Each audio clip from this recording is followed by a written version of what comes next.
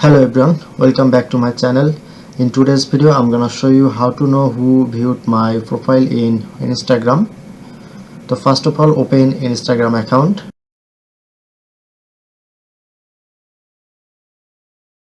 and click on to mouse left side and click on this,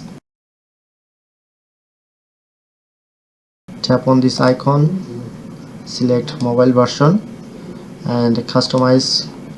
Now I'm select iPhone 12 Pro and click on the profile icon.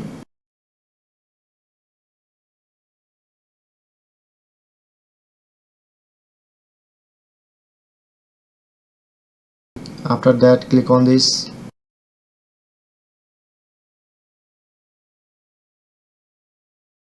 and customize 7-day, 40 days, 30 days and 90 days.